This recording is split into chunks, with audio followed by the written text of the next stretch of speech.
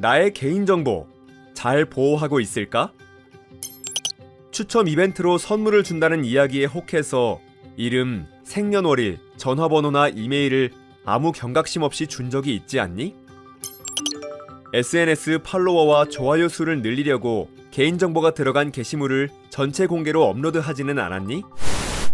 만약 그랬다면 좋지 않은 상황으로는 나의 휴대전화번호로 스팸 문자, 스팸 전화가 끊임없이 오고 내 계정을 사칭하는 사람들이 생길지도 몰라. 최악의 경우엔 범죄에 이용될 수도 있으니 유출의 위험성을 인지하고 예방해서 소중한 내 개인정보를 보호하자. 안녕하세요 여러분. 저는 오늘 여러분들과 크롬북에 대해 알아볼 정지범 선생님입니다. 오늘은 먼저 첫 번째 시간으로 크롬북에 대해 알아보는 시간을 갖겠습니다. 여러분, 크롬북이 어떤 기기인지 많이 궁금하시죠? 선생님이 크롬북이 어떤 기기인지 소개하고 기능을 알려드리도록 하겠습니다. 크롬북은 무엇일까요? 크롬북은 크롬 OS를 운영체제로 사용하는 클라우드 기반의 휴대용 컴퓨터예요. 그래서 여러분들이 작업한 그 내용이 크롬북의 기기에만 저장되는 게 아니고 여러분의 구글 드라이브에 저장되는 특징을 가지고 있습니다. 선생님은 크롬북이 컴퓨터와 스마트패드의 장점을 합쳐놓은 기기라고 생각하고 있습니다. 크롬북을 사용하면 어떤 점이 좋은지 알아볼까요? 네, 먼저 여러분의 계정으로 간편하게 사용할 수가 있습니다. 여러분이 크롬북을 바꿔서 사용하더라도 아니면 여러분이 스마트폰에서 사용하던 것이 있더라도 여러분이 가지고 있는 계정만으로 크롬북에서 손쉽게 이용할 수가 있고요. 그리고 빠르게 부팅이 되어서 편리하게 인터넷을 사용할 수도 있습니다. 그리고 크롬 OS 자체가 바이러스 유입 확률이 되게 낮아서 여러분들이 크롬북을 사용하다가 크롬북이 고장나는 그러한 경우도 상당히 적다고 이야기할 수 있습니다. 그리고 플레이 스토어에 있는 애플리케이션과 크롬 웹스토어에 있는 확장 프로그램도 두루두루 이용할 수가 있습니다. 그리고 아주 편리하게 유지, 관리할 수가 있는데요. 자동 업데이트가 백그라운드에서 이루어지기 때문에 크롬북을 사용하다가 업데이트에 걸려서 크롬북을 사용하지 못하는 경우가 적고요. 그리고 무엇보다 여러분의 선생님들께서 여러분의 기기를 구글 워크스페이스라고 하는 관리 콘솔을 통해서 쉽게 관리해 주실 수가 있습니다. 또 다른 크롬북의 장점으로 무선 인터넷망을 통해서 아주 빠르고 간편하게 이렇게 인터넷을 이용할 수 있고요. 그리고 배터리 용량이 충분하여서 여러분들이 하루 종일 크롬북을 사용해도 크롬북이 꺼지거나 배터리가 부족하여서 이용하지 못하는 일이 없습니다. 크롬북을 활용하고 있는 모습인데요. 스타일러스 펜을 활용해서 다양한 산출물을 만들 수도 있고요. 그리고 기본적으로 키보드가 이렇게 달려있기 때문에 여러분이 키보드를 활용해서 다른 친구들하고 훨씬 더 빠르게 작품을 만들어낼 수 있습니다. 그리고 이렇게 블루투스 마우스나 아니면 USB 마우스를 이용해서 마우스를 연결해서 쓸 수도 있습니다. 기본적으로 크롬북은 이렇게 플립 기능이 있는 경우가 많은데요.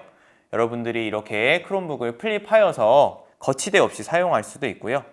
이거를 완전히 다 뒤집으면 태블릿 모드로도 사용할 수가 있어요. 그래서 지금 이 친구들이 이 플립 기능을 활용해서 스타일러스 펜도 이용하고 있고 카메라도 촬영하고 있습니다. 크롬북을 활용할 수 있는 다양한 장치들이 있는데요. 내장 카메라들이 있고요. 그리고 터치스크린이고요. 그리고 내장 마이크가 있습니다. 최근에 여러분들이 교실에서 많이 이용하는 그런 인공지능 교육 프로그램 아니면 소프트웨어 교육 코딩 프로그램을 이용할 때 두루두루 이용할 수 있고요. 그리고 이렇게 실시간 쌍방향 교육을 통해서도 여러분들이 멀리 있는 선생님과 아니면 친구들과 함께 수업에 참여할 수도 있습니다. 크롬북에 달려있는 이런 포트들을 한번 확인해 보도록 하겠습니다. 여러분 왼쪽 이 포트들을 살펴보면요. C타입 단자가 있습니다. 이 C타입 단자는 여러분이 충전할 때만 이용하는 것이 아니라 다양한 확장 프로그램들 아니면 다양한 확장 도구들을 연결할 때 이용하고요. 여기 이어폰 연결 단자가 있어서 여러분이 이어폰을 꽂아서 이용할 수도 있습니다. 볼륨 버튼도 있고요. 마이크로 SD 카드 슬롯이 있어서 여러분이 지금 기기가 가지고 있지 않은 추가 용량을 추가하고 싶으면 이 슬롯을 이용해서 사용할 수도 있습니다. 그리고 오른쪽에도 C타입 단자가 또 있고 오른쪽 하단에 전원 버튼이 있어서 이 버튼을 이용해서 끄거나 켤 수 있습니다. 지금부터는 크롬북의 기본 사용법에 대해 알아보도록 하겠습니다. 여러분, 크롬북을 처음 받아서 켜게 되면 처음에 이렇게 시작하기 버튼을 보실 수 있는데요. 이 버튼을 한번 눌러보세요. 이 버튼을 누르면 가장 먼저 하게 되는 것이 바로 와이파이 연결하는 것입니다. 그래서 여러분이 가정이나 학교의 와이파이 그 비밀번호와 코드를 입력하여서 연결하면 되겠습니다. 그 다음에 여러분이 하게 될 일은 바로 사용자를 선택하는 것인데요. 나를 선택해 주세요. 그 다음에 이제 여러분들이 학교에서 받은 교육청 계정을 그리고 비밀번호와 함께 이렇게 등록을 하게 되면 여러분이 크롬북을 사용할 준비가 모두 끝나게 된 것입니다. 크롬북에 로그인하는 다양한 방법들이 있는데요. 여러분이 방금 전에 선생님이 설명한 그 방법대로 처음 로그인을 하게 되면 이 크롬북의 처음 화면에 프로필이 하나 보일 거예요. 이 프로필을 하나 등록해 놓은 상태라면 그 다음부터는 비밀번호를 입력해서 바로 이용할 수 있고요. 나는 이 프로필 말고 새로운 사용자를 추가해야 돼 라는 상황이 있다면 여기 하단에 사용자 추가 버튼을 누르면 방금 전에 여러분들이 계정을 입력하고 비밀번호를 입력한 그 페이지가 나오면서 새로운 사용자를 추가할 수가 있습니다.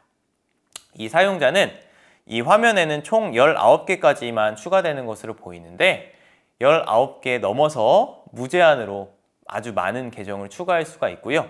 이 계정별로 가지고 있는 그 데이터만 이 크롬북에서 이용하는 것이기 때문에 많은 사람들이 크롬북을 번갈아 가면서 사용하더라도 마치 자기만의 기기인 것처럼 쓸 수 있는 장점도 있습니다. 이렇게 계정을 가지고 로그인하는 방법 말고 게스트로 로그인할 수도 있습니다. 게스트 로그인을 하게 되면 여러분이 기존에 작업했던 그런 작업물은 볼 수 없지만 손쉽게 빠르게 인터넷을 이용할 수 있고요. 이 게스트로 로그인하고 나면 사용 기록이 남지 않습니다. 그래서 여러분들이 내가 지금 사용한 이 인터넷 기록을 남기고 싶지 않은데 하는 경우에 게스트로 로그인할 수 있고요. 단점으로는 여러분이 기존에 작업했던 그런 작업물들을 볼 수 없다는 점, 그리고 여러분이 특정한 앱을 설치하고 싶은데 그 특정한 앱이 로그인 되지 않은 환경에서 설치가 되지 않는 앱이라면 그런 앱들은 또 이용할 수 없다는 점이 단점이라고 할 수 있겠습니다. 이제 크롬북의 시스템 메뉴를 한번 살펴보겠습니다. 여러분, 크롬북의 화면을 살펴보면요. 오른쪽 하단에 시계 버튼이 있습니다.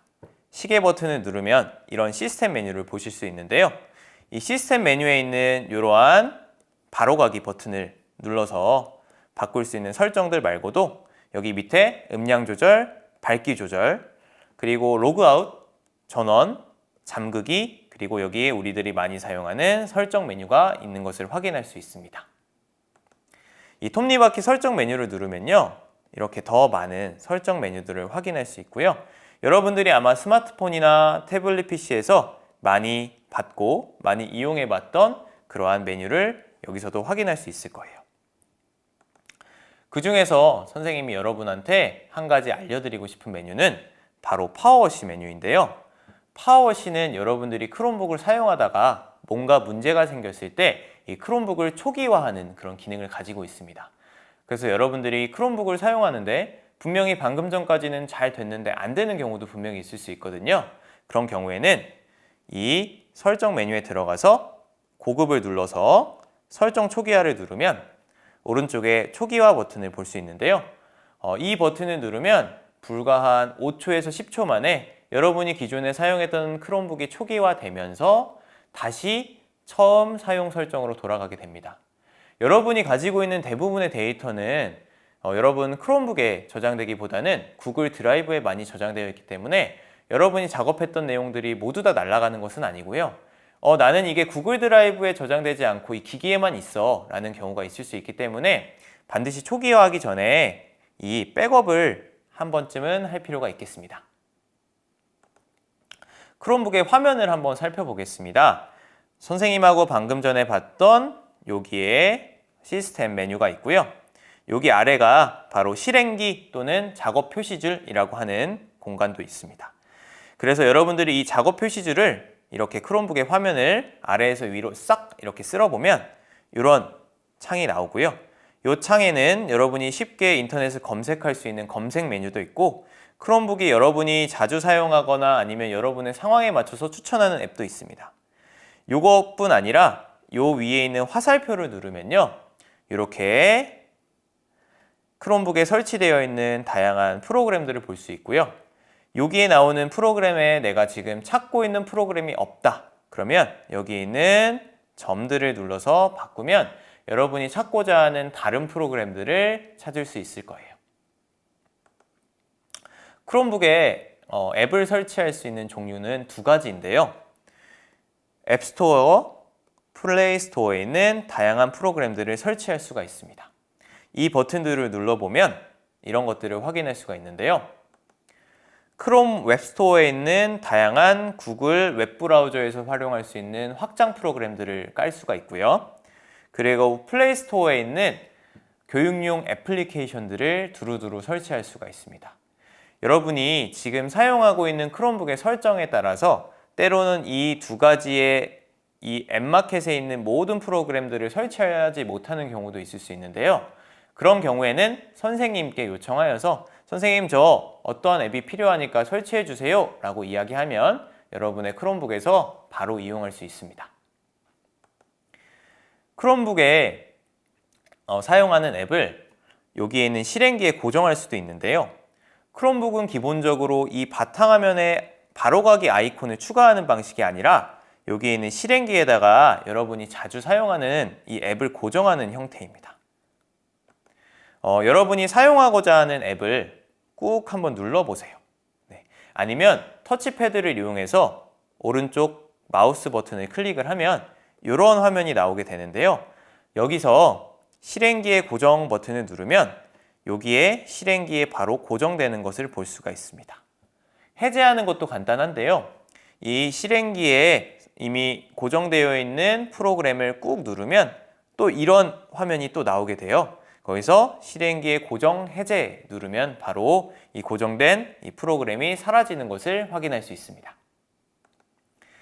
크롬북의 앱을 다양하게 소개할 수 있겠지만 저는 오늘 그 중에 카메라를 한번 소개하고 싶은데요. 카메라는 여러분이 크롬북에 추가하지 않아도 기본적으로 설치되어 있는 그런 애플리케이션입니다. 이 카메라를 누르면 이런 카메라의 화면을 볼 수 있고요. 여기서 뭐 반전, 그리드, 타이머, 그리고 화질 설정, 그리고 사진만 찍는 것이 아니고 비디오 촬영도 할 수 있고요. 이 사진을 정사각형 모양으로도 찍을 수 있습니다. 촬영 버튼은 여기에 있습니다. 크롬북을 보다 더 효율적이고 빠르게 사용할 수 있는 단축키들이 많은데요. 여러분들 단축키는 정말 많아서 여러분들이 크롬북을 처음 사용하고 나서 시스템 메뉴에 기기 단축키 보기를 통해서 어떤 단축키들이 있고 이런 것들은 내가 쉽게 이용할 수 있겠구나 라고 한번 확인해 보는 게 좋겠습니다. 선생님이 여러분한테 꼭 알려주고 싶은 단축키가 있는데요. 여러분 가끔 수업하다 보면 한글과 영어가 잘 전환되지 않는 그런 일이 생길 수도 있어요. 그럴 때는 컨트롤 스페이스 버튼을 눌러서 한글, 영어를 전환할 수 있고요. 나는 한글, 영어뿐 아니라 다른 언어까지 추가해서 3가지 이상의 언어를 가지고 있다 하는 상황이 있다면 컨트롤 쉬프트 스페이스를 누르면 되겠습니다. 그리고 또 키보드에 요 검색 버튼을 누르면요. 방금 전에 저희가 크롬북 화면에서 실행기를 이렇게 싹 쓸어 올린 것과 같은 그런 똑같은 메뉴가 나오는데요. 이 버튼을 눌러서 바로 인터넷 검색을 할 수도 있고요. 아니면 여러분 크롬북에서 자주 사용한 앱을 바로 클릭하여서 접속할 수도 있습니다.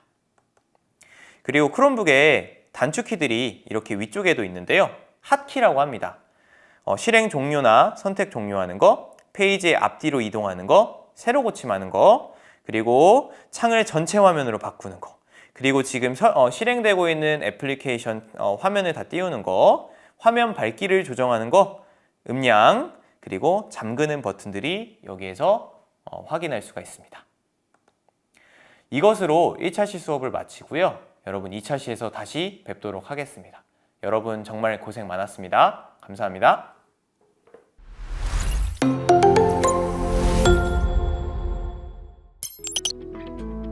사이버 폭력은 사이버 공간에서 다양한 형태로 타인에게 가해지는 괴롭힘을 의미해 문자로 상대방을 직접 험담하거나 싫다고 해도 단체 채팅방에 계속 초대하고 초대 후에 단체로 나가버리거나 학교같이 집단 생활을 하는 곳에서 강자가 약자에게 힘을 과시하는 수단으로 진행되는 경우같이 신체적 폭력과는 다르게 형태가 다양하게 존재해.